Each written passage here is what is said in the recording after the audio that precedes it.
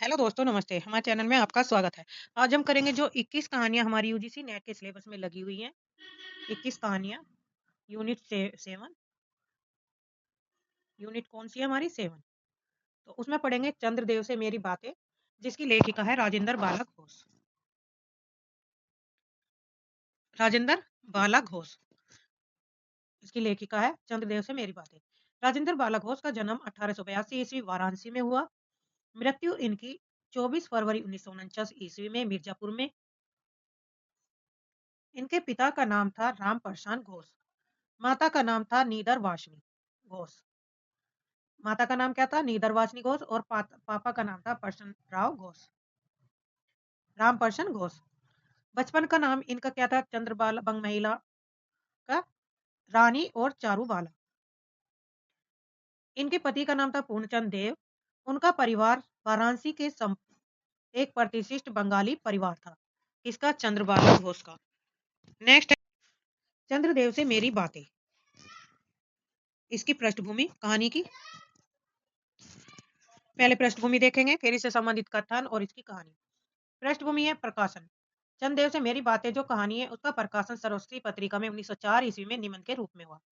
किस शैली में लिखी गई कहानी है? पत्रात्मक शैली में लिखी गई कहानी है। भवदेव पांडे इसे हिंदी की पहली राजनीतिक कहानी मानते हैं। कहानी के भीतर आए विषय पक्षपात, कलकत्ता की बात, वाहन चपल, एकता का सूत्र, परिवर्तन, ज्ञान विज्ञान, चिकित्सा, बिजली, तंत्र विज्ञान और कानून आदि। विषय वस्तु उपनिवेशवाद के शिकार भारत में तत्कालीन आर्थिक, राजनीतिक, सामाजिक समस्याओं का वर्णन करते हुए वासराय, लॉर्ड कर्जन और उनकी व्यथा पर करारा व्यंग किया गया है। इस कहानी में यह कहानी चंद्रदेव को लिखे गई पत्र के रूप में लिखी गई, जिसमें तत्कालीन गुलाम भारत की व्यवस्था और परिवेश पर व्यंग किया गया है। अंग्रेजी सरकार की न्याय व्यवस्था पर व्यंग, रंगभेद एवं पक्षपात का चित्रण किया गया। सरकारी मिशन और कमीशन की उपयोगिता पर प्रश्न चिन्ह, उच्च शिक्षित वर्ग की काट के पुतलों से तुलना, भारत की दीनहीन व्यवस्था को देख लेने का आग्रह चंद्रदेव से किया।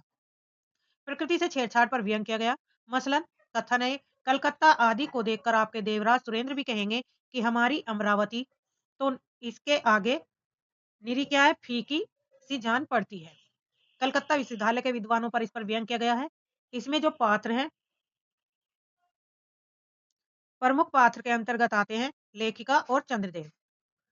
तो पात्र हो गए, विषय वस्तु हो गई, भूमिका हो गई, लेखिका का जन्म और मृत्यु से संबंधित जो भी इंपोर्टेंट कथन है, तथ्य है, वे मैंने यहाँ पे रख दिए हैं। अब हम करेंगे कहानी, पढ़ेंगे लाइन बाय लाइन। चंदेव से मेरी बातें, जिसकी लेखिका बंग महिला है और जिस इस कहानी का जो प्रकाशन हुआ था सरस्वती पत्रिका में 1904 ईस्वी में प्रकाशित हुआ। ये कथन हम कर सकते हैं। अब है कहानी शुरू हुई यहाँ से। चंद्रदेव से मेरी बातें बंग महिला लेखिका है। सरस्वती नामक पत्रिका में यह कहानी छपी थी। अबे भगवान चंद्रदेव, आपके कमलवत कोमल चरणों में इस दासी का अनेक बार प्रणाम। आज मैं आपसे दो चार बातें करने की इच्छा रखती हूँ। क्या मेरे मेरे प्रश्नों का उत्तर आप प्रदान करेंगे? कीजिए, बड़ी कृपा होगी। देखो, सुनी अनसुनी सी बात कर जाना, अपने बड़प्पन की ओर ध्यान देना। अच्छा, कहती हूँ सुनो। मैं सुनती हूँ आप इस आकाश मंडल में चिरकाल के वास करते हैं। क्या यह बात सत्य है? चिरकाल मतलब अधिक समय से। यदि यह सत्य है तो मैं अनुमान करती हूँ कि इस सृष्टि के साथ ही साथ अवश्य आपकी भी सृष्टि हुई होगी। अब तो आप ढेर दिन के पुराने बूढ़े कहे जा सकते हैं। आप इतने पुराने हैं तो सही है, पर काम सदा से एक ही है और एक ही स्थान पर करते आते हैं। यह क्यों? क्या आपका डिपार्टमेंट मतलब महकमे में ट्रांसफर या अदला बदली होने का कोई नियम नहीं है? क्या आपकी गवर्नमेंट पेंशन भी नहीं देती? अब जो ये बातें कर रही है तो वो कह रही है कि आपकी गवर्नमेंट पेंशन नहीं देती, या आपके डिपार्टमेंट में क्या होती है, अदला बदली तबादले नहीं होते हैं? क्या इसका कोई नियम नहीं है? तो बड़े खेद की बात है। यदि हमारी न्यायशीला गवर्नमेंट के किसी विभाग में सर्विस नौकरी करते होते तो अब आपकी बहुत कुछ पदोन्नति हो गई होती और ऐसा पोस्ट पर रहकर भारत के कितने ही सुरम्य नगर, पर्वत, जंगल, झाड़ियों में भ्रमण करते। अंत में इस वृद्ध अवस्था में पेंशन प्राप्त कर काशी ऐसे पुनीत और शांति धाम में बैठकर हरि नाम स्मरण करके अपना परलोक बनाते। यह बड़ी भारी भूल है। भगवान चंद्रदेव भगवान चंद्रदेव से लेखिका पूछ रही है कि यह तो बहुत बड़ी बात है। क्षमा कीजिए, क्षमा कीजिए, आप तो अमर है, आपको मृत्यु कहाँ, तब परलोक बनाना कैसा? ओहो! देवता भी अपनी जाति के कैसे पक्षपाती होते हैं। देखो ने चंद्रदेव को अमृत देकर उन्होंने अमर कर दिया। तब यदि मनुष्य होकर हमारे अंग्रेज अपने जाति वालों का पक्षपात करे तो आश्चर्य ही क्या है?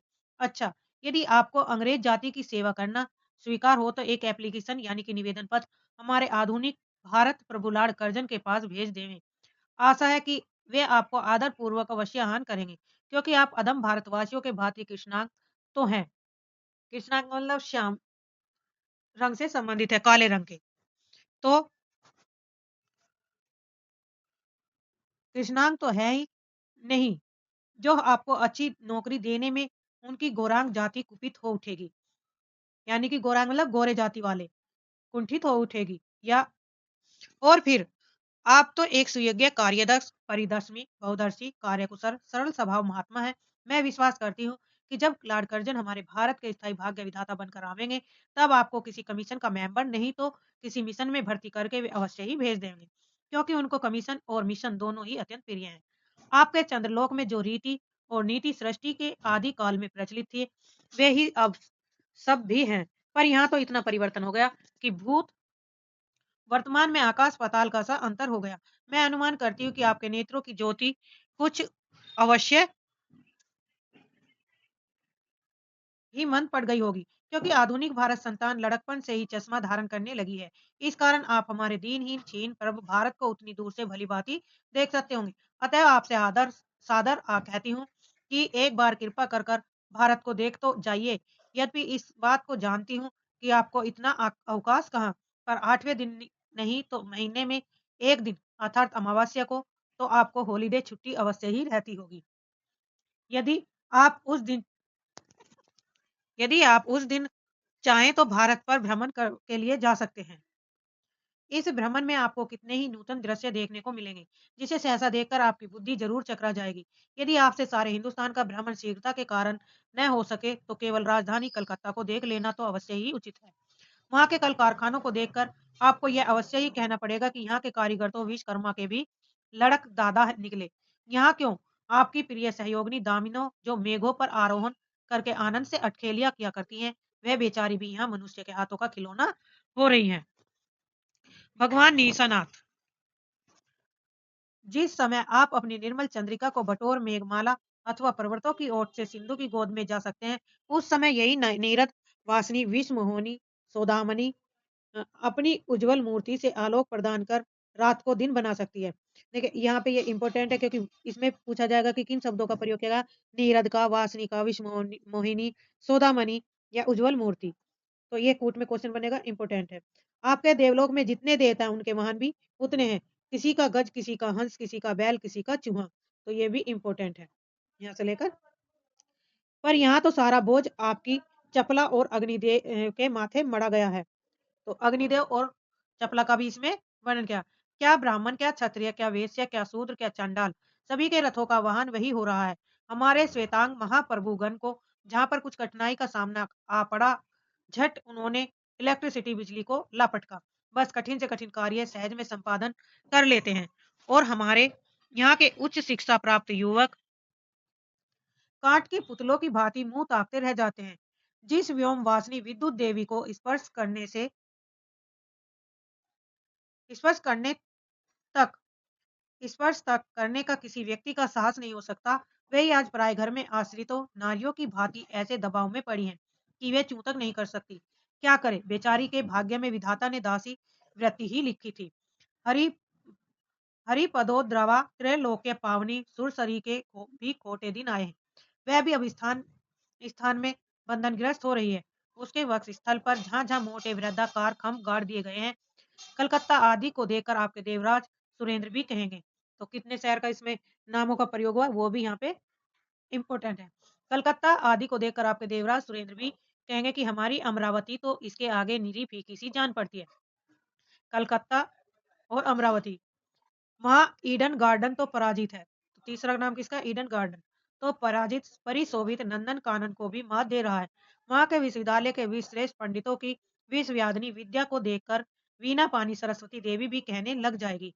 तीसरा नाम किसका है, वीणा पानी सरस्वती देवी का।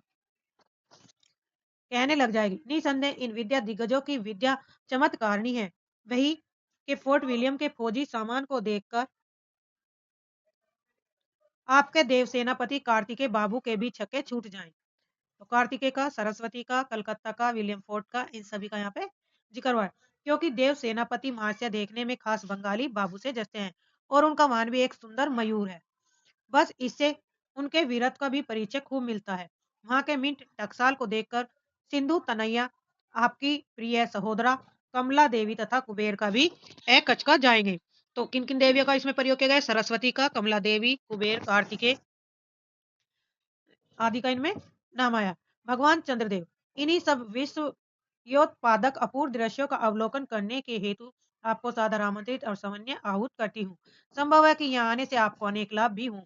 आप जो भी अनादिकाल से निज उज्जवल वपु में कलंक की कालिमा लेपन करके कलंक की संसाक सजधर संसलाक्षण आदि उपाधि मालाओं से भूषित हो रहे हैं। सिंधु तन्य होने पर भी जिस कालिमा को आप आज तक नहीं धो सके, वह आजन्म कलंक शायद यहाँ के विज्ञानविद पंडितों की चेष्टा से छूट जाए।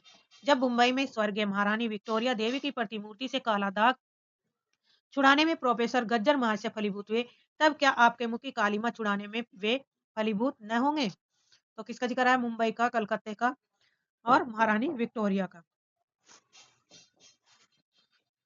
शायद आप यह बात भी अभी तक विदित नहीं हुई कि आप आपके स्वामी सूर्य भगवान पर जब हमारे भूमंडल की छाया पड़ती है, तभी आप लोगों पर ग्रहण लगता है। पर आपका तो अब तक वही पुराना विश्वास बना हुआ है कि जब कुटिल ग्रह राहु आपका निकल जाएगा, जब कुटिल ग्रह आप राहु ग्रह आपको निगल जाएगा तभी ग्रहण होता है। पर ऐसा थोथा विश्वास करना आप लोगों की भारी भूल है। अतः हे देव, मैं विनय करती हूँ कि आप अपने हृदय से इस भ्रम को जड़ से उखाड़ कर फेंक दीजिए। अब तो भारत में न तो आपके और न आपके स्वामी भुवन भास्कर सूर्य महाशय ही इस वंश धरोहर के साम्राज्य हैं और न ही भारत की वह सस्य श्यामला स्वर्ण प्रसूता मूर्ति। अब तो आप लोगों के अज्ञात एक अन्य द्वीप वासी परम शक्तिमान गौरांग महाप्रभु इस सुविशाल भारतवर्ष का राज्य वैभव भोग रहे हैं। अब तक मैंने जिन बातों का वर्णन आपसे स्थूल रूप में किया, वह सब इन्हीं विद्या विशारद गौरांग प्रभुओं के कृपा कटाक्ष का परिणाम है। यो तो यहाँ प्रति वर्ष पदवी दान के समय कितने ही राज्य विहीन राजाओं की सृष्टि हुआ करती है, पर आपके वंशधरों में जो दो चार राजा महाराजा नाम मात्र के हैं, भी वे कांट के पुतलों की भांति हैं। जैसे उन्हें उनके रक्षक नचाते हैं, वैसे ही वे नाचते हैं। वे इतनी भी जानकारी नहीं रखते कि उनके राज्य में क्या हो रहा है, उनकी प्रजा दुखी है या सुखी। यदि आप कभी भारत भ्रमण करने को आए तो आपने फैमिली डॉक्टर धनवंतरी महाशय को भी, देवताओं की फची जस्टिस चित्रगुप्त जी को, तो धनवंतरी का इसमें जिक्र हुआ, कार्तिकेय का हुआ, अग्नि देव का हुआ, चित्रगुप्त जी का हुआ, को साथ अवश्य लेते हैं। आशा है कि धनवंतरी महाशय यहाँ के डॉक्टरों के सनिकट चिकित्सा संबंधी बहुत कुछ शिक्षा लाभ कर सकेंगे। यदि प्लेग महाराज ईश्वर न करे आपके चंद्रलोक या देवलोक में घुस पड़े, तो वहां से उनका निकलना कुछ सहज बात न होगी। यही जब चिकित्सा शास्त्र के बड़े बड़े पारदर्शी उन पर विजय नहीं पा सकते, तब वहां आपके देवलोक में जड़ी बूटियों के प्रयोग से क्या होगा। यहाँ के इंडियन पीनल कोड की धाराओं को देखकर चित्रगुप्त जी महाराज अपने यहाँ की दंड विधि कानून को बहुत कुछ सुधार सकते हैं। और यदि बोझ न हो तो यहाँ से वे दो चार टाइप राइटर भी खरीद ले जाएं। जब प्लेग महाराज के अपार अनुग्रह से उनके ऑफिस में कार्य की दिक्कत होगी, तब उससे उनकी राइटर्स बिल्डिंग के राइटर्स के काम में बहुत ही सुविधा और सहायता पहुंचेगी। वे लोग 2 दिन का काम 2 घंटे में कर डालेंगे। अच्छा, मैं अब आपसे विदा होती हूँ और मैंने तो आपसे इतनी बातें कही, पर खेद है आपके उनके अनुकूल या प्रतिकूल एक बात का भी उत्तर न दिया, परंतु आपके इस मौन व अवलंबन के स्वीकार का सूचक समझती हूँ। अच्छा, तो मेरी प्रार्थना को कबूल करके एक दफा यहाँ आइए जरूर। एक बंग महिला। तो ये थी बंग महिला की पूरी कहानी। अब इससे संबंधित जो भी इसमें पंक्तियाँ दी गई क्रम से वो देखते हैं कि इनमें कौन-कौन सी पंक्तियाँ हैं जो एग्ज़ाम की दृष्टि से महत्वपूर्ण है। प्रमुख उदाहरण इसमें दिए गए हैं जो कथन आएँगे एग्ज़ाम की दृष्टि से महत्वपूर्ण है। पहला कथन है भगवान चंद्रदेव, ये क्रम से कथन दिए गए हैं। पहला कथन है भगवान चंद्रदेव क्षमा कीजिए आप तो अमर है और आपको मृत्यु कहाँ? तब परलोक बनाना कैसा? ओहो! देवता भी अपनी जाति के कैसे पक्षपाती होते हैं। देखो ना चंद्रदेव को अमृत देकर उन्होंने उसे तो अमर कर दिया, परंतु मनुष्य होकर हमारे अंग्रेज अपने जाति वालों के साथ पक्षपात करे तो आश्चर्य ही क्या है। अच्छा, यदि आपको अंग्रेज जाति की सेवा करना स्वीकार हो तो एक एप्लीकेशन निवेदन पत्र हमारे आधुनिक भारत प्रभु लॉर्ड कर्जन के पास भेज दीजिए। तो यहाँ पे पक्षपात अंग्रेजों की जो राजनीति थी न्याय पक्ष पे उस पर व्यंग किया गया है कि आधार कि अंग्रेज जो थे वे अपने पक्षपात के अंग्रेजों को तो बड़े ओहदे देते थे और गरीबों और हिंदुस्तानियों को क्या करते थे नीचे पद पर रखते थे। आशा है कि आपको आदर पूर्वक अवश्य आह्वान करेंगे क्योंकि आप अधम भारतवासियों के भारतीय किस्ना तो हैं नहीं जो आपको अच्छी नौकरी देने में उनकी गौरांग जाति कुपित तो उठेगी। दूसरा कथन है क्रम से ये भी मैं विश्वास करती हूँ कि जब लॉर्ड कर्जन हमारे भारत के स्थायी भाग्य विधाता बन के आवेंगे तब आपको किसी कमीशन का मेंबर नहीं तो किसी मिशन में भर्ती करके वे अवश्य ही भेज देंगे क्योंकि लॉर्ड कर्जन को कमीशन और मिशन दोनों ही अत्यंत प्रिय हैं। तीसरा कथन है मैं अनुमान करती हूँ कि आपके नेत्रों की ज्योति भी कुछ अवश्य ही मंद पड़ गई होगी क्योंकि आधुनिक भारत संतान लड़कपन से ही चश्मा धारण करने लगी है। अतः इस कारण आप हमारे दीनहीन छीन पर्व भारत को उतनी दूर से भली भांति न देख सकते होंगे। चौथा कथन है जिस व्योम वासनी विद्युत देवी को स्पर्श करने की किसी में व्यक्ति में साहस नहीं हो सकता वही आज पराए घर में आश्रिता नारियों की भांति ऐसे दबाव में पड़ी है कि वह चूतक नहीं कर सकती। क्या करे बेचारी के भाग्य विधाता ने दासवर्ती की ही लिखी है। तो यहाँ पे स्त्रियों की दशा का इसमें वर्णन किया गया है। पांचवा कथन है इसमें अब भारत में न तो आपके और न आपके स्वामी भुवन भास्कर सूर्य महाशय के ही वंशधरों का साम्राज्य है और न ही अब भारत की वैश्य सस्य श्यामला स्वर्ण परसुता मूर्ति ही है। अब तो आप लोगों के अज्ञात एक अन्य द्वीपवासी परम शक्तिमान गौरांग महाप्रभु इस सुविशाल भारतवर्ष का राज्य वैभव भोग रहे हैं। अब तक मैंने जिन बातों का वर्णन आपसे स्थूल रूप में किया वह सब इन्हीं विद्या विसाधर गौरांग प्रभुओं की कृपा कटाक्ष का परिणाम है। यूं तो यहाँ प्रतिवर्ष पदवी दान के समय कितने ही राज्य विहीन राजाओं की सृष्टि हुआ करती है पर आपके वंशधारों में जो दो चार राजा महाराजा नाम मात्र के हैं वे कांट के पुतलों की भांति हैं। जैसे उन्हें उनके रक्षक नचाते हैं वैसे ही वे नाचते हैं। वे इतनी भी जानकारी नहीं रखते कि उनके राज्य में क्या हो रहा है और उनकी प्रजा दुखी है या सुखी। ये देसी राजाओं की रीढ़ विहीनता का इसमें वर्णन किया गया है। छठा कथन है इसमें हरिपदोत भदवा त्रैलोक्य पावनी सुरसरी के भी खोटे दिन आए हैं। वह भी अब स्थान स्थान में बंधन ग्रस्त हो रही है। उसके वक्ष स्थल पर जहां जहां मोटे वृहदाकार खंबे गाड़ दिए हैं। गंगा पर बन रहे पुलों और बांधों के मार्फत आधुनिक विकास की आलोचना इसमें की गई है। सातवां कथन है कलकत्ता आदि को देखकर आपके देवराज सुरेंद्र भी कहेंगे कि हमारी अमरावती तो इसके आगे निरी फीकी सी जान पड़ती है। वहीं वहां का ईडन गार्डन जो पारिजात परिशोभित नंदन कानन को भी मात दे रहा है। प्रकृति से छेड़छाड़ पर व्यंग किया गया है। आठवां है भ्रमण करने को आए तो अपने फैमिली डॉक्टर महाशय को धनवंतरी महाशय को और देवताओं के चीफ जस्टिस चिंद्रगुप्त को भी साथ अवश्य लेते आवे। आशा है कि धनवंतरी महाशय यहाँ के अंग्रेजी डॉक्टरों के सन्निकट चिकित्सा संबंधी बहुत कुछ शिक्षा लाभ कर सकेंगे। यहाँ के इंडियन पीनल कोड की धाराओं को देखकर चित्रगुप्त जी महाराज अपने यहाँ की दंड विधि कानून को बहुत कुछ सुधार सकते हैं। यहाँ पर अंग्रेजी डॉक्टर और ब्रिटिश न्याय की व्यवस्था पर व्यंग किया गया है। तो यहाँ दूसरी कहानी है हमारी दुलाई वाली बंग महिला जो इस प्रकार है। पहली थी चंदेव से मेरी बातें। ये भी किसकी थी बंग महिला द्वारा रचित थी। दुलाई वाली कहानी का प्रकाशन 1907 ईस्वी में सरस्वती पत्रिका में प्रकाशित हुआ। कुंभ में छोटी बहू 1906 ईस्वी में, भाई बहन 1908, दालिया 1909, हृदय परीक्षा इनकी प्रमुख कहानियां रही हैं। बंग महिला का जन्म 1882 ईस्वी में। पूरा नाम राजेंद्र बाला घोष। आरंभिक दौर की महिला कथाकारों में प्रमुख। इनकी पुस्तक कुसुम संग्रह का संपादन आचार्य रामचंद्र शुक्ल द्वारा किया गया है। विषय वस्तु है नवल किशोर द्वारा अपने मित्र वंशीधर से रेल में किए गई मजाक की सरस कहानी इसमें है। काशी बनारस के लोगों के जीवन पर प्रकाश है। बनारसी शोक और बोली का इसमें समावेश किया गया है। विभिन्न परिस्थितियों में इंसान की दिनचर्या का चित्रण। काशी से इलाहाबाद की यात्रा का इसमें वर्णन किया गया है। दो मित्रों के हंसी मजाक और व्यवहार का इसमें चित्रण है। दोनों में गहरी मित्रता है और दोनों एक जान दो काबिल है कालिब है। मुख्य पात्र है इसमें वंशीधर है जो जानकी का पति है। नवल किशोर के मित्र है। नवल किशोर के लिए अगाध स्नेह है, अधिक अत्यधिक प्रेम है। नवल किशोर वंशीधर के घनिष्ठ मित्र हैं। विनोद प्रिय हैं, खूब हंसी मजाक करने वाले हैं। कलकत्ते से नई बहू को लेकर चले थे और वंशीधर को तार भेजा था कि उन्हें ट्रेन में मिले। कट्टर स्वदेशी है। जानकी वंशीधर की पत्नी है।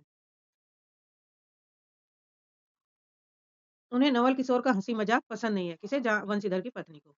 हालांकि इसमें नवल के प्रति कोई दुराग्रह भी नहीं है। पारंपरिक भारतीय नारी थी। ससुराल से विदा होने पर रोने जैसे संस्कार इसमें विद्यमान है। गौन पात्र में है नवल किशोर की बहू सीता जो जानकी देवी की बहन है। कहानी ने जानकी के मायके में नौकरानी है। ट्रेन में 2-3 महिला सहयात्री हैं। कहानी में स्थानों के नाम आए हुए हैं, जो कहाँ से कहानी के नाम आए हैं। दशाश्वमेध घाट, गोदोलिया बनारस कलकत्ता का, मुगल सराय का और इलाहाबाद प्रयाग का। विशेष इसमें कथन दिए गए हैं, तथ्य। दुलाई वाली अर्थात क्या है दुलाई? एक प्रकार की चादर या चुनरी जिसे घूंघट के रूप में प्रस्तुत किया गया है। यथार्थ चित्रण है, पात्रानुकाल भाषा और स्थानीय के रंगों से भरी यह कहानी आज भी जीवित है। बनारसी बोली के संवाद में ट्रेन में औरतों के कदम कहानी की मिठास को बढ़ा देते हैं।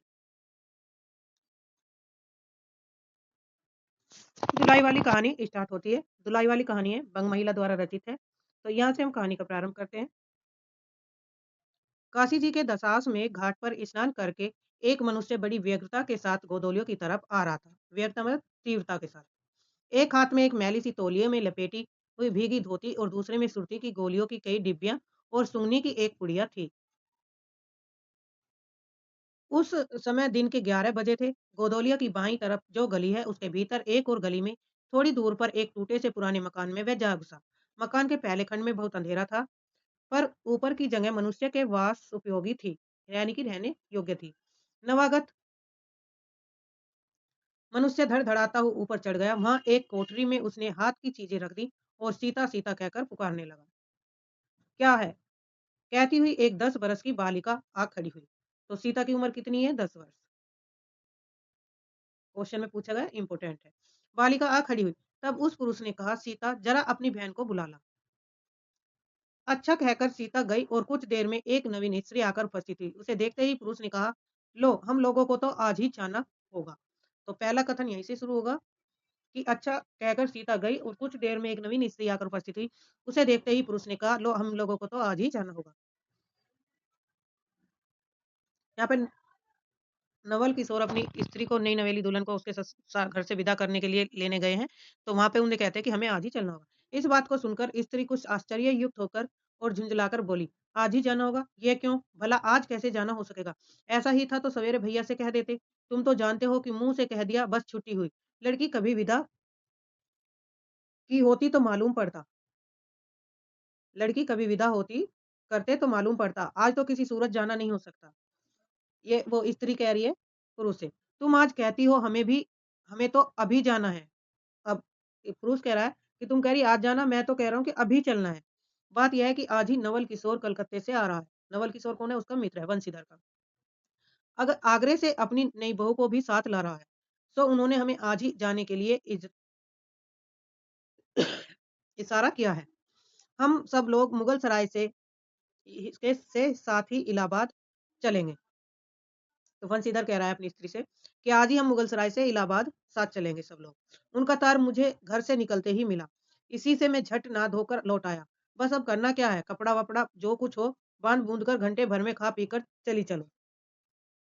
तो वंशीधर कह रहा है अब करना ही क्या है? बस अपने जो भी कपड़े लत्ते लेने हैं वो लेकर आप बांध लीजिए और चल लीजिए।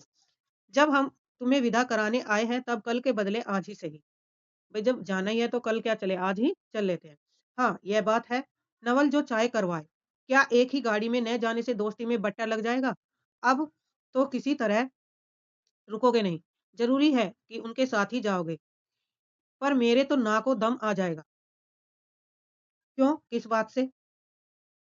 पुरुष कहता है क्यों किस बात से नाक में दम आ जाएगा?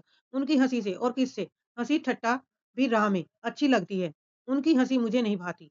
एक रोज मैं चौक में बैठी पूड़ियाँ काट रही थी कि इतने में न जाने कहां से आकर नवल चिल्लाने लगे, ए बुआ देखो तुम्हारी बहू तो पूड़ियाँ खा रही है। मैं तो मारे शर्म के मरी गई। हाँ भाभी जी ने बात उड़ा दी सही। वे बोली खाने पहनने के लिए तो आई है, पर मुझे उनकी हंसी बहुत बुरी लगी। दूसरा कथन, ये किसने कहा? जब नवल किशोर अपनी भाभी से कह रहा है कि भोरिया तो पूड़ियाँ खा रहे हैं, तो भाभी ने कहा खाने पहनने के लिए तो आई ही है, पर अपनी बुआ से कह रहा नवल किशोर कि भाभी तो पूड़ियाँ खा रही हैं। तो बुआ ने कहा हाँ, खाने पहनने के लिए तो आई है, पर मुझे उनकी हंसी बहुत बुरी लगी। ये किसने कहा? ये वंशीधर की पत्नी जानकी देई ने कहा। बस इसी से तुम उनके साथ नहीं जाना चाहती। अच्छा चलो, मैं नवल से कह दूंगा कि यह बेचारी कभी रोटी तक तो खाती ही नहीं, पूड़ी क्यों खाने लगी।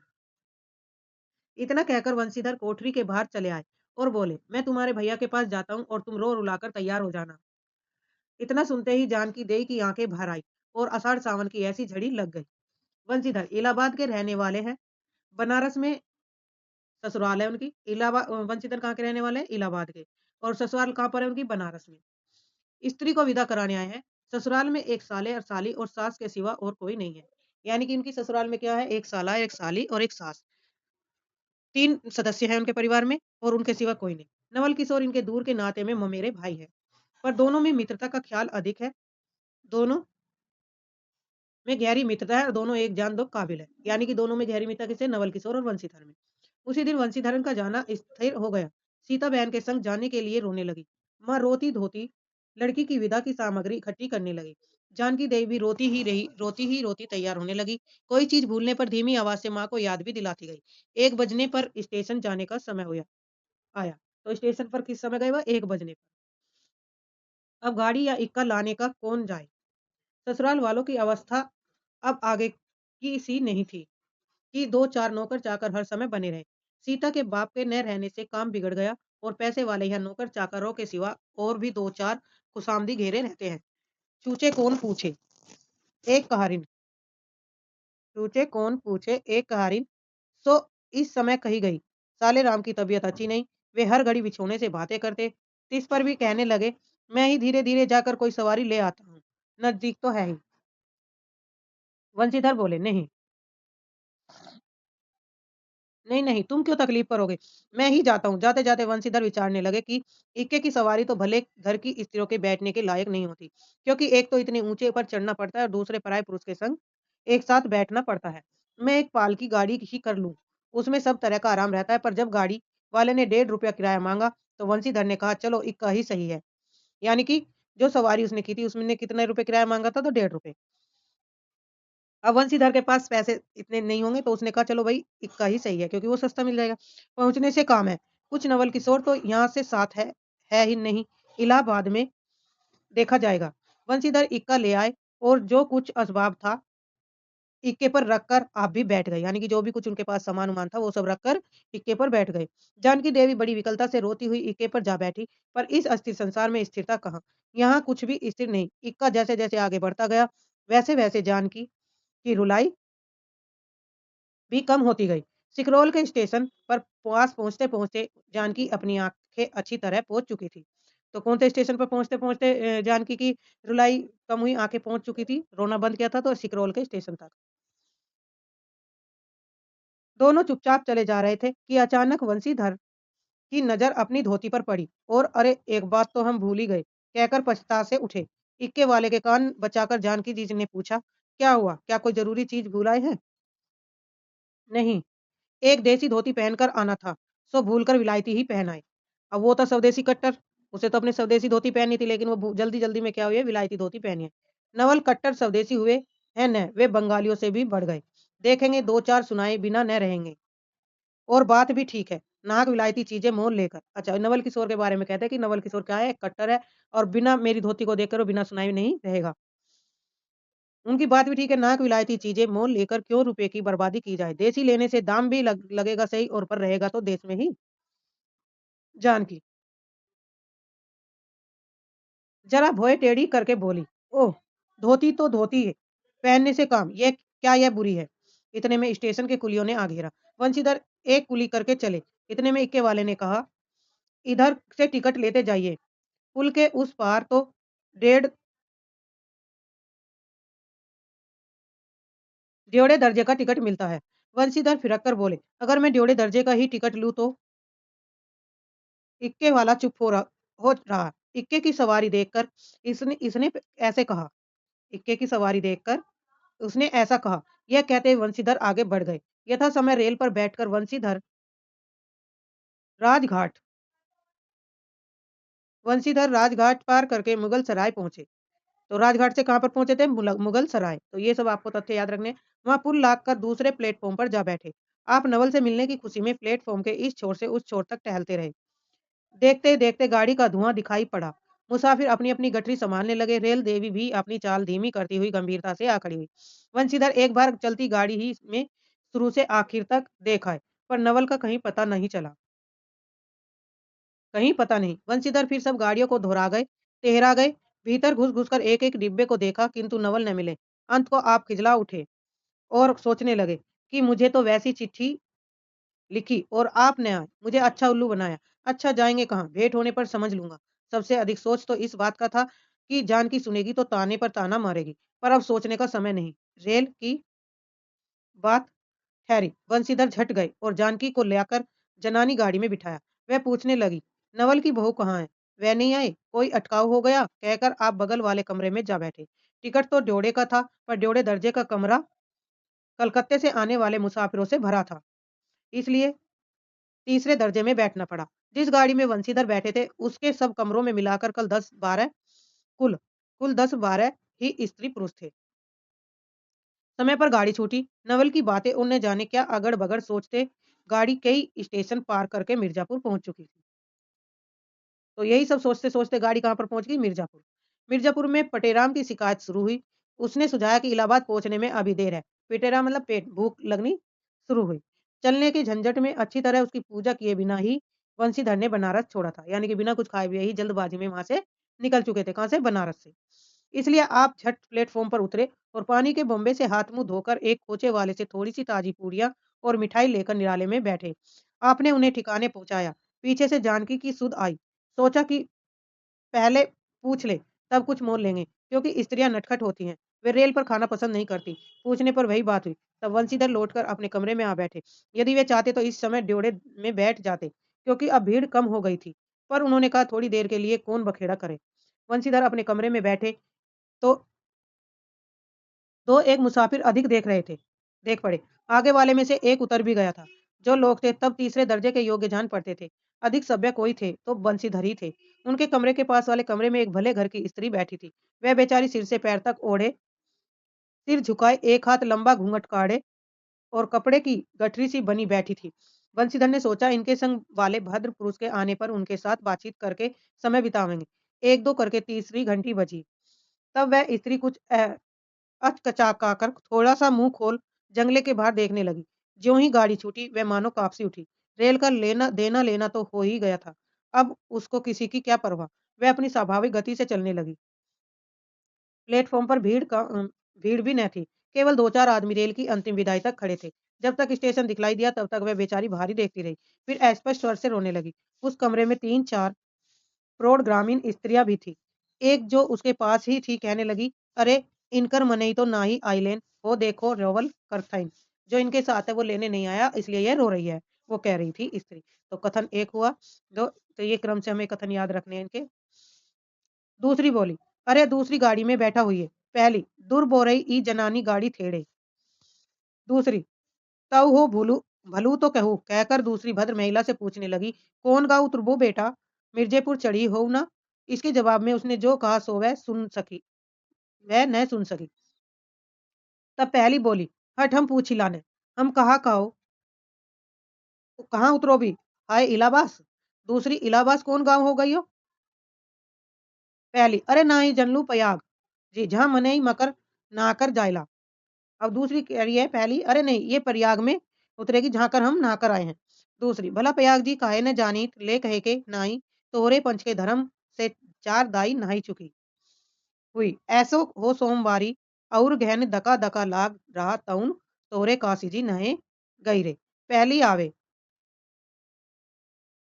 आवे जाए के तो सब अवते जाता बटले बाटेन। पुन यह साइत तो विचारो विपत न पइड़ बाटली। हे हम पंचा हई राजघाट टिकस कट उली मोगल के सराय उतरली होदय न पुनः चढ़ली। दूसरी, ऐसे एक दाई हम आवत रहे एक मिली ओरो मोरे संग रही दखोने तिसनिया पर उकर मलिकवा उतरे से की जुरत ये गड़िया खुली। अब भैया उगरा फाड़ फाड़ नरियाए, ए साहब गड़िया खड़ी कर, ए साहब गड़िया तनी खड़ी कर, भला गड़िया दही नाती काहे के खड़ी होए। गाड़ी जो है दन दनाती हुई काहे आके खड़ी होए। पहली, उई मेहरुआ बड़ी उजबक रहल, भला केहू के चिल्लाए से रेली ओ कहू खड़ी होला। इसकी इस बात पर कुल कमरे वाले हंस पड़े। अब जितने पुरुष स्त्रियाँ थी एक से एक अनोखी बातें कहकर अपने-अपने तजुर्बे बयान करने लगी। बीच-बीच में उस अकेली अबला की स्थिति पर भी दुःख प्रकट करती जाती। तीसरी स्त्री बोली, "टिकसिया पल्ले बायके नाही, टिकसिया पल्ले बायके नाही, हे साहेबवा सुनी जो तो कलकत्ते ताईले मुसलिया लेई, अरे इहो तो नाही की दूर से आवत रहले ना फरागत के बदे उतरलेन। चौथी, हम तो इनके संग के आदमी देखो ब न कियो कहियो। चौथी कह रही है हमने इसके साथ जो आदमी आया वो ना देखा किधर गयो। तीसरी, हम देखे रह लियो, मजे एक टोपी ढीले रहलेन को। इस तरह उनकी बेसिर पैर की बातें सुनते-सुनते बंशीधर ऊब उठे। तब वे उन स्त्रियों से कहने लगे, तुम तो नाक उन्हें और भी डरा रही हो। ज़रूर इलाहाबाद तार गया होगा और दूसरी गाड़ी से वे भी वहाँ पहुँच जाएँगे। मैं भी इलाहाबाद ही जा रहा हूँ। मेरे संग भी स्त्रियाँ हैं, जो ऐसा ही है, तो दूसरी गाड़ी के आने तक मैं स्टेशन ही पर ठहर रहूँगा। तुम लोगों में से यदि कोई प्रयाग उतरे तो थोड़ी देर के लिए स्टेशन पर ठहर जाना। इनको अकेला छोड़ देना उचित नहीं। यदि पता मालूम हो जाएगा तो मैं इन्हें इनके ठहरने के स्थान पर पहुँचा दूँगा। बंशीधर कह रहे। बंशीधर की इन बातों से उन स्त्रियों की वाकधारा दूसरी ओर बह चली। हाँ, यह बात तो भली कही। नाही भैया, हम पंचे काहे के केहू से कुछ कही। अरे एक के एक करत न भाई तो दुनिया चलत कैसे भाई। इत्यादि ज्ञान गाथा होने लगी। कोई-कोई तो उस बेचारी को सहारा मिलते देख खुश हुए और कोई-कोई नाराज़ भी हुए। क्यों सो मैं नहीं बतला सकती। उस गाड़ी में जितने मनुष्य थे, सभी ने इस विषय में कुछ न कुछ कह डाला था। पिछले कमरे में केवल एक स्त्री जो फरासीसी छींट की दुलाई ओढ़े अकेली बैठी थी। कुछ नहीं बोली। कभी-कभी घूंघट के भीतर से एक आँख निकालकर बंशीधर की ओर ताक देती और सामना हो जाने पर फिर मुँह फेर लेती। बंशीधर सोचने लगे कि ये क्या बात है, देखने में तो ये भले घर की मालूम होती है, पर आचरण इसका अच्छा नहीं। गाड़ी इलाहाबाद के पास पहुंचने को हुई। बंशीधर उस स्त्री को धीरज दिलाकर आकाश पाताल सोचने लगे। यदि तार में कोई खबर न आई होगी तो दूसरी गाड़ी तक स्टेशन पर ही ठहरना पड़ेगा और जो उससे भी कोई न आया तो क्या करूंगा। जो गाड़ी जो ही गाड़ी नैनी से छूट गई। अब साथ ही की उन अशिक्षिता स्त्रियों ने फिर मुंह खोला। नैनी गाड़ी से छूटी के भैया जो केहू बिना टिकट के आवत होए तो ओकर का सजाई होला। वो कह रही है जो बिना टिकट के गाड़ी में सफर करता है उसे क्या होती है, सजा होती है। अरे ओका ई नाही चाहत रहा कि मेहरालू के तो बैठा देलेन और अपुआ ताउन टिकस लेके चल दिलेन। किसी किसी किसी आदमी ने तो यहाँ तक दौड़ मारी कि रात को बंशीधर इसके जेवर छीनकर रफूचक्कर हो जाएंगे। उस गाड़ी में एक लाठी वाला भी था। उसने खुल्लम खुल्ला कहा बाबूजी कुछ हमरो भी साझा है। इसकी बात पर बंशीधर क्रोध से लाल हो गए। उन्होंने इसे खूब धमकाया। उस समय तो वह चुप हो गया, पर यदि इलाहाबाद उतरता तो बंशीधर से बदला लिए बिना न रहता। बंशीधर इलाहाबाद में उतरे। एक बुढ़िया को भी वहीं उतरना था। उससे उन्होंने कहा कि उनको भी अपने संग उतार लो। फिर उस बुढ़िया को उस स्त्री के पास बिठाकर आप जानकी को उतारने गए। जानकी से सब हाल कहने पर वह बोली, अरे जाने भी दो, किस बखेड़े में पड़े हो। पर बंशीधर ने न माना। जानकी को और उस भद्र महिला को एक ठिकाने बिठाकर आप स्टेशन मास्टर के पास गए। बंशीधर के जाते ही वह बुढ़िया जिसे उन्होंने रखवाली के लिए रख छोड़ा था, किसी बहाने से भाग गई। अब तो बंशीधर बड़े असमंजस में पड़े कि टिकट के लिए बखेड़ा होगा, क्योंकि वह स्त्री बेटिकट है। लौटकर आए तो किसी को न पाया। अरे ये सब कहाँ गई? यह कहकर चारों तरफ देखने लगे। कहीं पता नहीं। इस पर बंशीधर घबराए। आज कैसी बुरी सैयत में घर से निकले कि एक के बाद दूसरी आफत में फंसते चले आ रहे हैं। इतने में अपने सामने उस दुलाई वाली को आते देखा। तू ही उन स्त्रियों को कहीं ले गई है? इतना कहना था कि दुलाई से मुँह खोलकर नवल किशोर खिलखिलाकर उठ खड़े। यानी कि जो दुलाई वाली थी, घूंघट ओढ़े बैठी थी, वो कौन था? नवल किशोर। अरे ये क्या? सब तुम्हारी ही करतूत है। अब मैं समझ गया, कैसा गज़ब तुमने किया। ऐसी हँसी मुझे नहीं अच्छी लगती। मालूम होता है कि वह तुम्हारी ही बहू थी। अच्छा तो वे कहाँ गई कहाँ? वे लोग तो पालकी गाड़ी में बैठा दी। तुम भी चलो। नहीं, मैं सब हाल सुन लूँगा तब चलूँगा। हाँ, यह तो कहे तुम मिर्ज़ापुर में कहाँ से आ निकले? मिर्ज़ापुर नहीं, मैं तो कलकत्ते से, बल्कि मुगल सराय से तुम्हारे साथ चला आ रहा हूँ। तुम जब मुगल सराय में मेरे लिए चक्कर लगाते थे तब मैं ड्योढ़े के दर्जे में ऊपर वाले बेंच पर लेटे तुम्हारा तमाशा देख रहा था। फिर मिर्ज़ापुर में जब तुम पेट के धंधे में लगे थे तो मैं तुम्हारे पास से निकल गया। पर तुमने न देखा। मैं तुम्हारी गाड़ी में जा बैठा, सोचा कि तुम्हारे आने पर प्रकट होऊँगा, फिर थोड़ा और देख ले। करते-करते यहाँ तक नौबत पहुँची। अच्छा अब चलो, जो हुआ उसे माफ़ करो। यह सुन बंशीधर प्रसन्न हो गए। दोनों मित्रों में बड़े प्रेम से बातचीत होने लगी। बंशीधर बोले, मेरे ऊपर जो कुछ बीती सो बीती, पर वह बेचारी जो तुम्हारे से गुणवान के संग पहली ही बार रेल से आ रही थी, बहुत तंग हुई। उसे तो तुमने नाक रुलाया, बहुत ही डर गई थी। नहीं जी, डर किस बात का था? हम तुम दोनों गाड़ी में न थे। हाँ, पर यदि मैं स्टेशन मास्टर से इतला कर देता, तो बखेड़ा खड़ा हो जाता न। अरे तो क्या मैं मर थोड़े ही गया था, 4 हाथ की धुलाई की बिसात ही कितनी है। इसी तरह बातचीत करते-करते दोनों गाड़ी के पास आए और देखा तो दोनों मित्र बंधुओं में खूब हँसी हो रही है।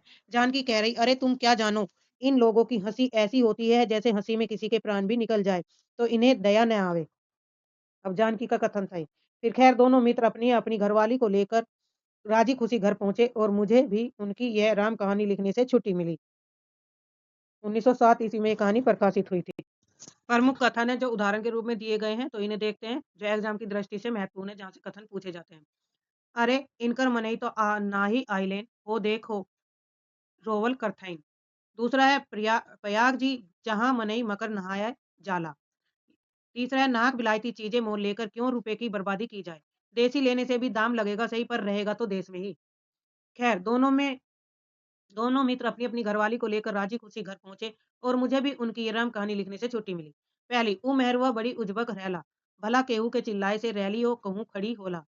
उस गाड़ी में एक लाठी वाला भी था जिसने खुल्लम-खुल्ला कहा बाबूजी कुछ हमारो भी साझा है। बुढ़िया, जिसे उन्होंने रखवाली के लिए रख छोड़ा था किसी बहाने से भाग गई। तू ही उन स्त्रियों को कहीं ले गई है। इतना कहना था कि दुलाई से मुँह खोलकर नवल किशोर खिलखिला उठे। दुलाई की बिसाती कितनी है? अरे तुम क्या जानो इन लोगों की हँसी ऐसी ही होती है। हँसी में किसी के प्राण भी निकल जाए तो भी इन्हें दया न आवे। अब हम करेंगे तीसरी कहानी टोकरी भर मिट्टी। एक टोकरी भर मिट्टी के लेखक कौन है? माधव राव सप्रे, जिनका जन्म 1971 को हुआ और 23 अप्रैल 1926 को इनकी मृत्यु हुई। हिंदी के प्रसिद्ध साहित्यकार, पत्रकार और एक टोकरी भर मिट्टी 1901 में के रचयिता थे, जिसे हिंदी की पहली मौलिक लघु कथा माना जाता है।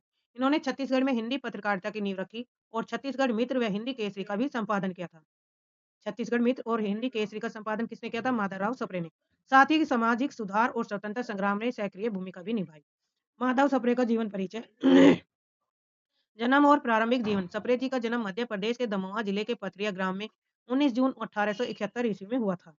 इनकी शिक्षा प्रारंभिक शिक्षा जो इनकी हुई बिलासपुर में और माध्यमिक शिक्षा रायपुर में हुई, जहां उन्होंने 1887 ईस्वी में मिडिल पास किया और उन्होंने अपनी बीए की पढ़ाई पूरी की। पत्रकारिता और साहित्य के क्षेत्र में सप्रे जी ने 1900 ईस्वी में छत्तीसगढ़ मित्र नामक मासिक पत्रिका शुरू की। उन्होंने लोकमान्य तिलक के गीता रहस्य का मराठी से हिंदी में अनुवाद किया। एक टोकरी भर मिट्टी ये कहानी 1901 ईस्वी में सरस्वती पत्रिका में प्रकाशित हुई, जो एक जमींदार के हृदय परिवर्तन से और निर्धन वृद्धा की कहानी है। एक टोकरी भर मिट्टी ये कहानी 1901 ईस्वी में सरस्वती पत्रिका में प्रकाशित हुई, जो एक जमींदार के हृदय परिवर्तन और निर्धन वृद्धा की कहानी है। इनका निधन अनुवादक थे और जिन्होंने हिंदी भाषा को समृद्ध किया। कौन? माधवराव सप्रे। निधन इनका 23 अप्रैल 1926 ईस्वी को हुआ। विशेषता थी हिंदी के प्रथम कहानी लेखक माने जाते हैं। लोकमान्य बाल गंगाधर तिलक से प्रेरित होकर राष्ट्र सेवा में इन्होंने योगदान दिया था। स्वदेशी आंदोलन और सामाजिक सुधार के पक्षधर थे। उन्होंने महिला शिक्षा और अनाथालय के लिए भी काम किया। तो ये थे इस माधवराव सप्रे से महत्वपूर्ण कथन जो इस प्रकार एक टोकरी भर मिट्टी माधवराव सप्रे पृष्ठभूमि है। यह कहानी 1901 ईस्वी में छत्तीसगढ़ मित्र पत्रिका में सर्वप्रथम प्रकाशित हुई। देवी प्रसाद और अधिकांश विद्वानों द्वारा सहमति बनी कि यह कहानी हिंदी की प्रथम मौलिक कहानी है। विषय वस्तु है जमींदार द्वारा अपने महल के अहाते के लिए एक बूढ़ी विधवा की झोपड़ी हटाने और जमींदार की आंखें खुलने के पश्चात झोपड़ी जमीन को वापस करने की छोटी सी आदर्श कथा है। पात्र हैं इसमें जो मुख्य पात्र में बुजुर्ग महिला है, जो बुजुर्ग है वो विधवा है, अपनी बहू और पुत्र की मौत देख चुकी है। अब वह एकमात्र पोती ही उसके जीने का सहारा है। जमींदार दम्भी व्यक्ति बाद में टोकरी भर मिट्टी ने उठा पाने पर अहंकार उसका नष्ट हो जाता है। गौण पात्र में है बुजुर्ग विधवा और उसकी पोती और जमींदार का वकील। महत्वपूर्ण तथ्य विधवा बुजुर्ग महिला की पीड़ा शोषण का चित्रण किया गया। कहानी की मूल संवेदना है हृदय परिवर्तन। अपनी मिट्टी से प्रेम का संदेश है। जमींदार का अहंकार और अंत में उसका हृदय परिवर्तन। लचर कानून व्यवस्था का जिक्र। मानवता का संदेश जमींदार के हृदय परिवर्तन के साथ कहानी समाप्त। वर्ग भेद गरीब बुजुर्ग महिला और अमीर जमींदार कहानी का केंद्रीय तत्व आदर्शवाद है। अब यहाँ से हम कहानी शुरू करते हैं। एक टोकरी भर मिट्टी। कहानी है माधव सप्रे की। कहानी स्टार्ट होती है किसी श्रीमान जमींदार के महल के पास एक गरीब अनाथ विधवा की झोपड़ी थी। जमींदार साहब को अपने महल का आता उस झोपड़ी तक बढ़ाने की इच्छा हुई। विधवा से बहुत कहा कि अपनी झोपड़ी हटा ले, पर वो तो कई जमाने से वहां बसी हुई थी। उसका प्रिय पति और इकलौता पुत्र भी उसी झोपड़ी में मर गया। पतो भी एक 5 बरस की कन्या को छोड़कर चल बसी। 5 बरस की पोती थी। अब यही उसकी पोती इस वृद्ध काल में एकमात्र आधार थी। जब उसे अपनी पूर्व स्थिति की याद आ जाती, तो मारे दुख के फूट-फूट कर रोने लगती। और जब से उसने अपने श्रीमान पड़ोसी की इच्छा का हाल सुना, तब से तो वह मृत प्राय हो गई। उस झोपड़ी में उनका मन लग गया कि बिना मरे वह वहां से निकलना नहीं चाहते थे। श्रीमान के सब प्रयत्न निष्फल हुए। तब वे अपने जमींदारी चाल चलने लगे और बाल की खाल निकालने वाले वकीलों की थैली गरम कर उन्होंने अदालत से झोपड़ी पर अपना कब्जा करा लिया और विधवा को वहां से निकाल दिया। बेचारी अनाथ तो थी ही, पड़ोस पड़ोस पास पड़ोस में कहीं जाकर रहने लगी। एक दिन श्रीमान उस झोपड़ी के आसपास टहल रहे थे।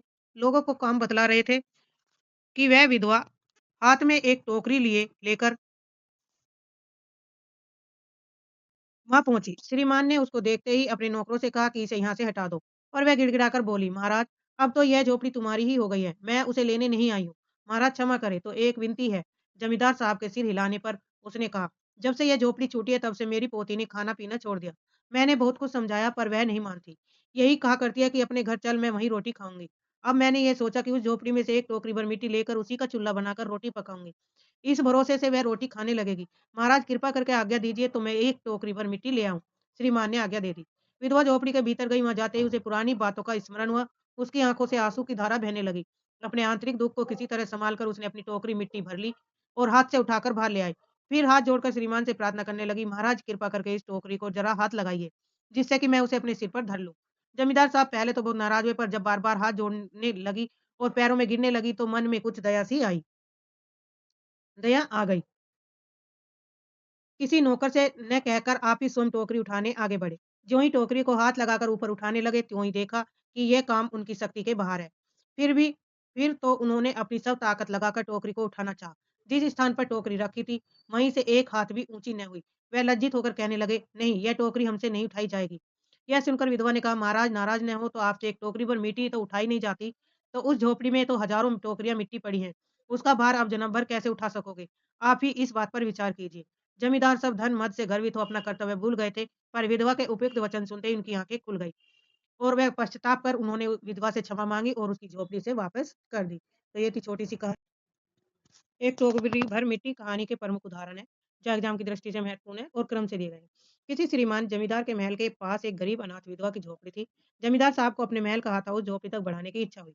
विधवा ने इससे बहुत कहा कि अपनी झोपड़ी हटा ले, पर वह तो कई जमाने से वहां बसी थी। उसका प्रिय पति इकलौता पुत्र भी उसी झोपड़ी में मर गया। वो तो भी 5 बरस की एक कन्या को छोड़कर चल बसी। पहला कथन है। दूसरा कथन है, उस झोपड़ी में उसका मन लग गया था और बिना मरे हुए वहां से निकलना नहीं चाहती थी। कौन? विधवा महिला। बाल की खाल निकालने वाले एक वकीलों की थैली गरम कर अदालत से झोपड़ी पर अपना कब्जा करा लिया। कानून व्यवस्था का दुरुपयोग कर उस बुजुर्ग महिला को वहां से निकाल दिया।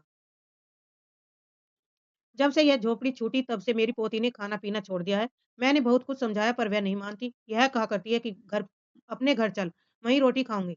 अब मैंने सोचा कि इस झोपड़ी से एक टोकरी भर मिट्टी लेकर उसी चूल्हे पर बनाकर रोटी पकाऊंगी, तो मुझे भरोसा है कि वह रोटी खाने लगेगी। विधवा झोपड़ी के भीतर गई और वहां जाते ही उसे पुरानी बातें याद आई और अपनी मिट्टी के प्रति इसने से उसकी आंखों से आंसू की धारा बहने लगी। अपने आंतरिक दुख को किसी तरह से संभाल कर उसने अपनी एक टोकरी मिट्टी से भर ली और बाहर ले आई। विधवा ने कहा, महाराज, नाराज न हो, तो आपसे एक टोकरी भर मिट्टी नहीं उठाई जाती, तो उस झोपड़ी में तो हजारों टोकरियां मिट्टी पड़ी हैं। उसका भार आप जन्म भर क्यों कर उठा सकेंगे? आप ही इस बात पर विचार कीजिए। जमींदार सब धन गर्मित से होकर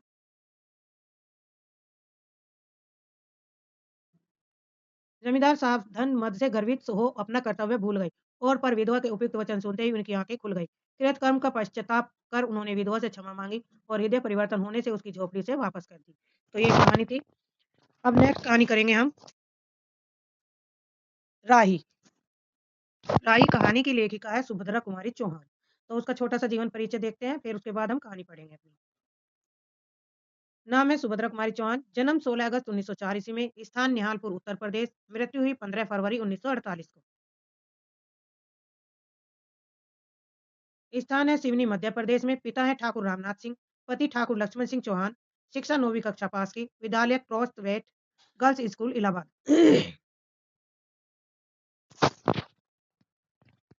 पेशा था लेखिका, कवित्री, शैली कविता, भाषा खड़ी बोली। विषय सामाजिक, देश प्रेम और हिंदी साहित्य से। पुरस्कार है शेक्सपियर पुरस्कार से सम्मानित हुई। प्रसिद्ध स्वतंत्रता सेनानी, कवित्री, कहानीकार है। प्रसिद्ध रचनाएं झांसी की रानी, मुकुल तीरधारा, बिखरे मोती, सीधे साधे चित्र आदि। रचनाएं और कविता संग्रह खिलौने वाला, तीरधारा, मुकुल 1930 ईस्वी में, ये कंदम का पेड़, सीधे साधे चित्र 1940 ईस्वी में, मेरा नया बचपन 1946, बिखरे मोती 1932, झांसी की रानी आदि। बाल साहित्य, झांसी की रानी, स्टेप अप का पेड़, सभा का खेल, लघु कथाएं, हिंग वाला, कहानी संग्रह लीबिया, मोती 1932, उन्मादनी 1934, सीधे सीधे चित्र 1947, सीधे साधे चित्र 1983। तो ये था छोटा सा सुभद्रा कुमारी चौहान का परिचय। अब चलते हैं कहानी। सुभद्रा कुमारी चौहान द्वारा लिखित राही कहानी स्टार्ट करते हैं। तेरा नाम क्या है? राही। तुझे किस अपराध में सजा हुई? चोरी की थी सरकार। चोरी क्या चुराया? नाज की गठरी। कितना नाज था? होगा 5-6 सेर। और सजा कितने दिन की है? साल भर की। तो तूने चोरी क्यों की? मजबूरी करती, तब भी तो मजदूरी करती, तब भी तो 2 दिन भर 3-4 आने पैसे मिल जाते। हमें मजदूरी नहीं मिलती सरकार। हमारी जाति मांगरेरी है, हम केवल मांगते खाते हैं। और भीख न मिले तो फिर चोरी करते हैं। उस दिन घर में खाने को नहीं था, बच्चे भूख से तड़प रहे थे। बाजार में बहुत देर तक मांगा। बोझा ढोने के लिए टोकर लेकर भी बैठी रही, पर कुछ नहीं मिला। सामने किसी का बच्चा रो रहा था, उसे देखकर मुझे अपने बच्चों की याद आई। वहीं पर किसी की नाज की गठरी रखी हुई थी, तो उसे लेकर भागी ही थी कि पुलिस वालों ने पकड़ लिया। अनीता ने एक ठंडी सांस ली और बोली, फिर तूने कहा नहीं कि बच्चे भूखे थे इसलिए चोरी की। संभव है इस बात मजिस्ट्रेट कम सजा देते। हम गरीबों की कोई नहीं सुनता सरकार। बच्चे आए थे कचहरी में, मैंने सब कुछ कहा पर किसी ने नहीं सुना। राही ने कहा। अब तेरे बच्चे किसके पास है? उनका बाप है, अनीता ने पूछा। राही की आंखों में आंसू आ गए। वह बोली, उनका बाप मर गया सरकार। जेल में उसे मारा था और वहीं अस्पताल में वह मर गया। अब बच्चों का कोई नहीं। तो तेरे बच्चों का बाप भी जेल में मरा और वह क्यों जेल आया था? अनीता ने प्रश्न किया। तो उसे तो बिना कसूर के ही पकड़ लिया था सरकार। राही ने कहा, ताड़ी पीने को गया था। 2-4 दोस्त भाई उसके साथ थे। मेरे घरवाले का एक वक्त पुलिस वाले से झगड़ा हो गया। उसी का बदला उसने लिया। 109 रुपए में उसका चालान करके साल भर की सजा दिला दी और वही मर गया। अनीता ने एक दीर्घ निश्वास के साथ कहा, अच्छा जा अपना काम कर। राही चली गई। अनीता सत्याग्रह करके जेल आई थी। पहले उसे 20 गिलास दिया गया, फिर उसके घर वालों ने लिखा पढ़ी करके उसे 1 गिलास दिलवा दिया। किसे? अनीता को।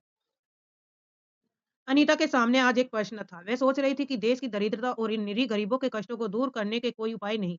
हम सभी परमात्मा की संतान हैं, एक ही देश के निवासी हैं, कम से कम हम सबको खाना पहनने का समान अधिकार है ही। फिर यह क्या बात कि कुछ लोग तो बहुत आराम से रहते हैं और कुछ लोग पेट के अन्न के लिए चोरी करते हैं। उसके बाद विचारक की दूरदर्शिता के कारण या सरकारी वकील के चातुर्यपूर्ण जिरह के कारण छोटे-छोटे बच्चों की माताएं जेल भेज दी जाती हैं। उनके बच्चे भूखों मरने के लिए छोड़ दिए जाते हैं। एक और तो एक कैदी है जो जेल आकर सचमुच जेल जीवन के कष्ट उठाती है। दूसरी ओर है हम लोग जो अपनी देशभक्ति और त्याग का ढिंढोरा पीटते हुए जेल आते हैं। हमें आमतौर से दूसरे कैदियों के मुकाबले में अच्छा बर्ताव मिलता है। फिर भी हमें संतोष नहीं। हम जेल आकर ए और बी क्लास के लिए झगड़ते हैं। जेल आकर ही हम कौन-सा बड़ा त्याग कर देते हैं। जेल में हमें कौन-सा कष्ट रहता है, सिवाय इसके कि हमारे माथे पर नेतृत्व सील लग जाती है। हम बड़े अभिमान से कहते हैं कि हम चौथी बार जेल यात्रा की है। यह हमारी 5वीं जेल यात्रा है और अपनी जेल यात्रा के किस्से बार-बार सुना-सुना कर आत्मगौरव अनुभव करते हैं। तो ये सब कौन कह रही है? अनीता सोच रही है। तात्पर्य है कि हम जितने बार जेल जा चुके होते हैं, उतनी ही सीढ़ी हम देशभक्ति और त्याग से दूसरों से ऊपर उठ जाते हैं। उसके बल पर जेल से छूटने के बाद कांग्रेस को राज की सत्ता मिलते ही हम मिनिस्टर, स्थानीय संस्थाओं के मेंबर और क्या-क्या हो जाते हैं। अनीता सोच रही थी कि कल तक जो खद्दर भी नहीं पहनते थे, बात-बात पर कांग्रेस का मजाक उड़ाते थे, कांग्रेस के हाथों में थोड़ी शक्ति आते ही वे कांग्रेस भक्त बन गए। खद्दर पहनने लगे, यहाँ तक कि जेल में भी विदाई पड़ने लगी। वास्तव में ये देशभक्ति है या सत्ताशक्ति भक्ति? अनीता के विचारों का तांता लगा हुआ था। वह दार्शनिक हो रही थी। उसे अनुभव हुआ जैसे कोई भीतर ही भीतर उसे काट रहा हो। अनीता की विचार वाली अनीता को ही खाई जा रही थी।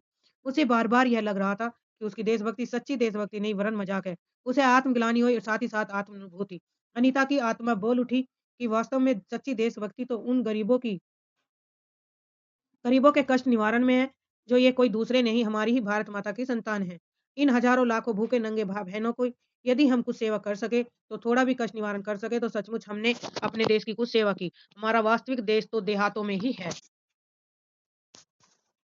किसानों की दुर्दशा से हम सभी थोड़े बहुत परिचित हैं। पर इन गरीबों के पास न घर है, न द्वार, न शिक्षा और अज्ञान का इतना गहरा पर्दा इनकी आँखों पर है कि होश संभालते ही माता पुत्री को और सास बहू को चोरी की शिक्षा देती है और उनका यह विश्वास है कि चोरी करना और भीख माँगना ही काम है। इससे अच्छा जीवन बिताने की वे कल्पना ही नहीं कर सकते।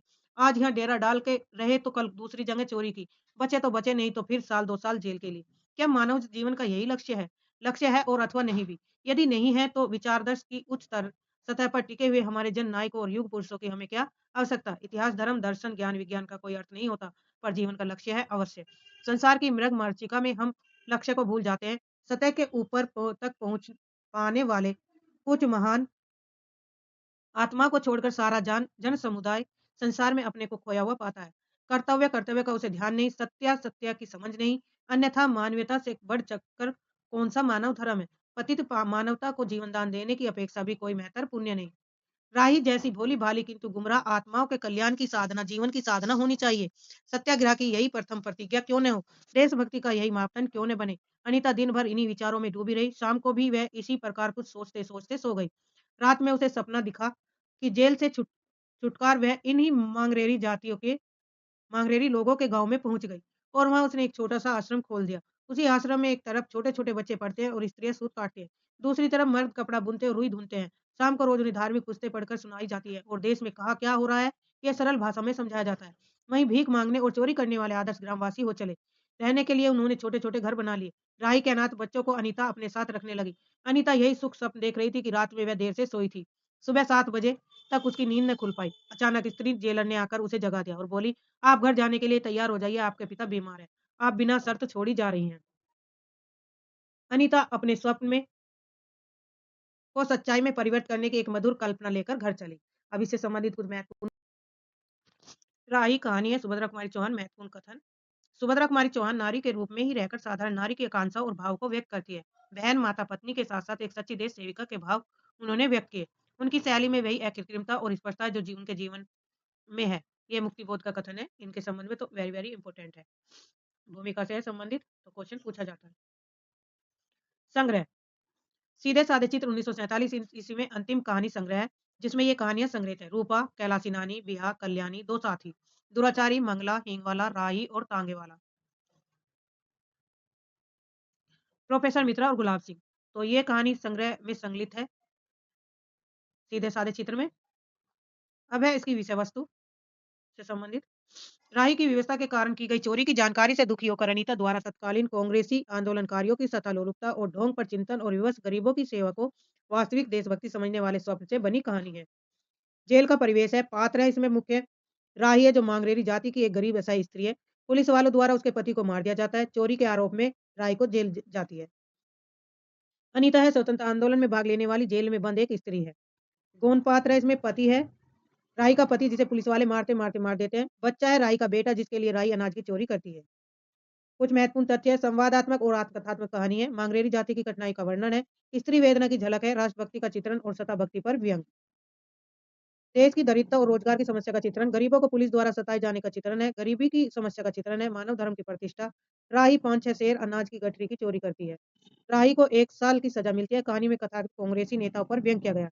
प्रमुख उदाहरण है इस प्रकार तूने चोरी क्यों की? मजदूरी करती, तब भी तो दिन भर में 3-4 आने पैसे मिल जाते। हमें मजदूरी नहीं मिलती सरकार, हमारी जाति मांगरेरी है और हम केवल माँगते खाते हैं और भीख माँगते हैं। भीख नहीं मिले तो चोरी करते हैं। उस दिन घर में खाने को नहीं था। बच्चे भूख से तड़प रहे थे। बाजार में बहुत देर तक माँगा। बोझा ढोने के लिए टोकरा लेकर भी बैठी रही पर कुछ नहीं मिला। सामने किसी का बच्चा रो रहा था तो मुझे उसे देखकर अपने बच्चे की याद आई। वहीं पर किसी की अनाज की गठरी रखी हुई थी, उसे लेकर भागी ही थी कि पुलिस वालों ने पकड़ लिया। राही और अनीता के मध्य संवाद हो रहा। दूसरा कथन है, हम गरीबों की कोई नहीं सुनता सरकार। बच्चे आए थे कचहरी में।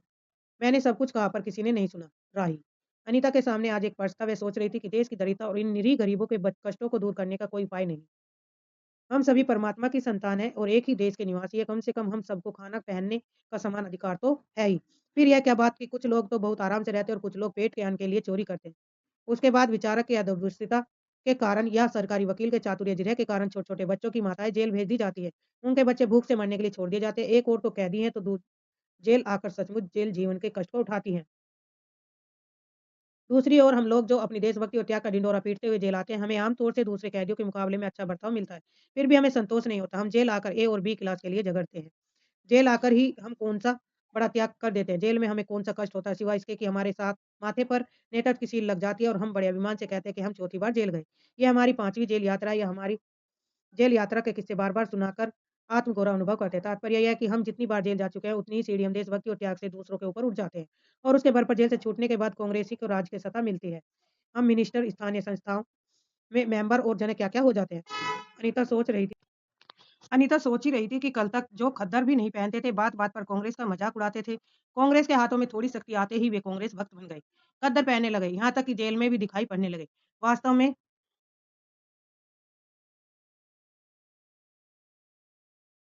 वास्तव में ये देशभक्ति है या सत्ता भक्ति? वास्तव में सच्ची देशभक्ति तो इन गरीबों के कष्ट निवारण में है। ये कोई दूसरा नहीं हमारी ही भारत माता की संतान है। इन हज़ारों लाखों भूखे नंगे भाई-बहनों की यदि हम कुछ भी सेवा कर सके तो थोड़ा भी कष्ट निवारण कर सके।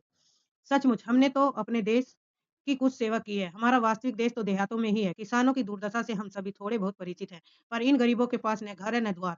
अशिक्षा और अज्ञान का इतना गहरा पर्दा इनकी आँखों पर है कि होश संभालते ही माता पुत्री को और सास बहू को चोरी करने की शिक्षा देती हैं। संसार की मृगमाचिका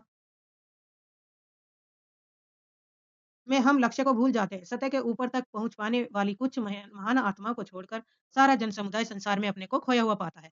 कर्तव्य अकर्तव्य का उसे ध्यान नहीं, सत्य और असत्य की समझ नहीं, अन्यथा मानवता से बढ़कर कौन-सा मानव धर्म है।